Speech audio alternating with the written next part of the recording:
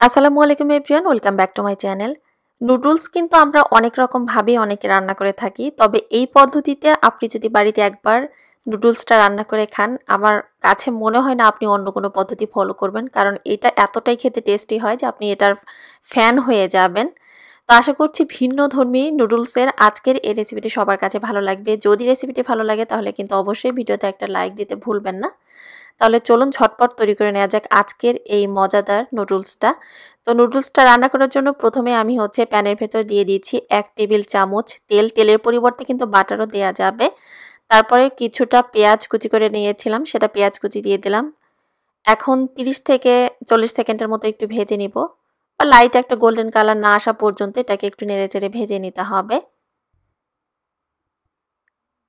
তো পেঁয়াজটাকে ঠিক এরকম একটা হালকা কালার না আসা পর্যন্ত ভেজে নেওয়ার পর এখন দিয়ে দিব গাজর কুচি। আর গাজর কুচিটাকে কিন্তু এর থেকে পাতলা মিহি কুচি করে কেটে ফেলা যাবে না, মানে একটু এখানে মোটা রেখে কেটে নিলে বেশি ভালো হয়, মানে এটা আর গলে যাবে না। তো গাজর কুচিটা দিয়ে দেওয়ার পর 1 মিনিটের মতো পেঁয়াজটার সঙ্গে একটু ভেজে নিব। তারপরে দিয়ে দিচ্ছি দুটো কাঁচা মরিচ, ঝালের জন্য একটু ফালি করে কেটে রেখেছিলাম। কাঁচা মরিচের ফালি দুটো দিয়ে দেওয়ার পর 30 সেকেন্ডের মতো একটু ভেজে নিয়েছি। তারপরে দিয়ে দিচ্ছি মটরশুঁটি। মটরশুঁটিটা দিয়ে দেওয়ার পর 1 থেকে 1.5 মিনিটের মতো আবারও সবজিটার সঙ্গে আমি একটু ভেজে নিচ্ছি।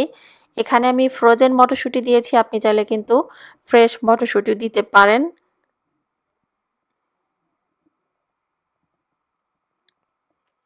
এখন সবজিটাকে প্যানের সাইডে রেখে দিচ্ছি। তারপরে এখন পাশেই দুটো ডিম ভেঙে নিচ্ছি, মানে এগ স্ক্রাম্বলটা এখানে তৈরি করে নিব। আর এই পর্যায়ে চুলার আঁচটা আমি একটু মিডিয়াম থেকে কমিয়ে রেখেছি, তা না হলে দেখা যাবে যে সবজিটা পুড়ে যাবে। সামান্য পরিমাণে লবণ দিয়ে দিলাম। লবণের সঙ্গে কেউ চাইলে এখানে সামান্য পরিমাণে গোলমরিচের গুঁড়ো দিতে পারে, তবে আর আমি দিচ্ছি না। এখন এগ স্ক্রাম্বলটা আমি তৈরি করে নিচ্ছি।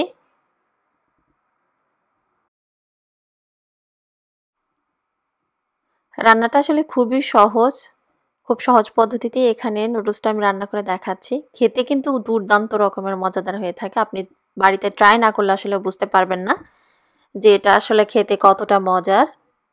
তো যাই হোক, এগ স্ক্রাম্বলটা আমার তৈরি হয়ে যাওয়ার পর এখন যে সবজিগুলো ছিল না পাশে, ওই সবজিগুলোর সঙ্গে একটু মিশিয়ে নিয়ে 1 থেকে 1.5 মিনিটের মতো আবারও একটু ভেজে নিচ্ছি। তারপরে দিয়ে দিচ্ছি এখানে নুডলস। যে কোনো ধরনের নুডলস দিয়ে রান্নাটা করা গেলেও যদি ম্যাগি নুডলস থাকে তাহলে অবশ্যই এখানে ম্যাগি নুডলস দিয়েই রান্নাটা করার চেষ্টা করবেন। কারণ ম্যাগি নুডলস দিয়ে এই রান্নাটা করলে সবথেকে বেশি ভালো টেস্ট আসে। তো নুডলসগুলোকে মাঝখান থেকে আমি একটু ভেঙে টুকরো করে নিলাম। তারপরে এখানে ম্যাগি নুডলসের সঙ্গে যে মশলাটা থাকে তার একটা প্যাকেটের মশলা আমি দিয়ে দিলাম। বাকি 1 প্যাকেট মশলা আমি পরে দিব, মানে দুটো নুডলস দিয়ে এখানে রান্নাটা আমি করব। তো এরপরে দিয়ে দিচ্ছি পানি। পানি এখানে খুব বেশি পরিমাণে দেওয়া যাবে না, পানি একটু বুঝে দিতে হবে, মানে নুডলসটা সেদ্ধ হওয়ার পরও যেন একটু মাখা মাখা ভাব থাকে সেই হিসেবে বুঝে এখানে পানিটা দিতে হবে।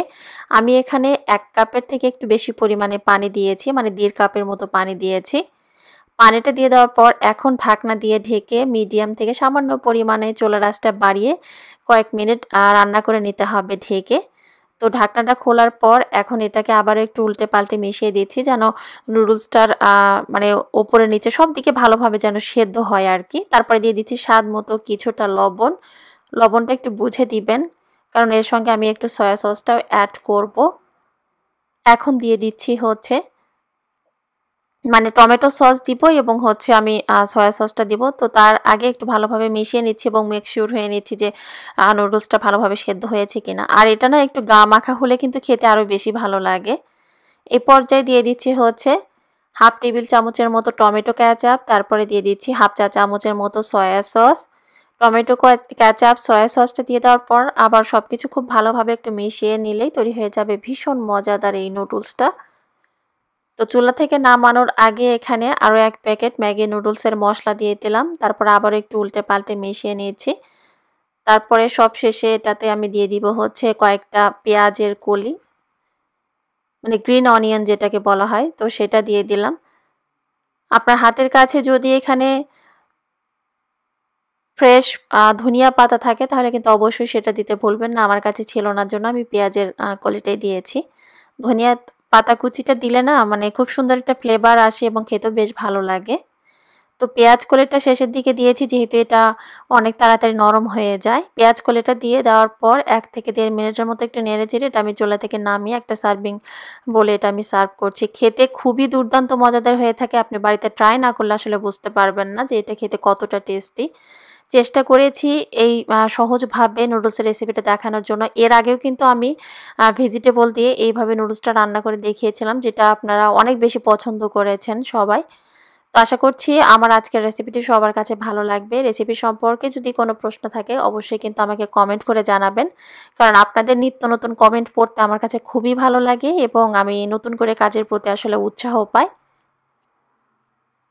তো সবাই ভালো থাকবেন। পরবর্তী রেসিপি দেখার আমন্ত্রণ জানিয়ে এখানেই বিদায় নিচ্ছি।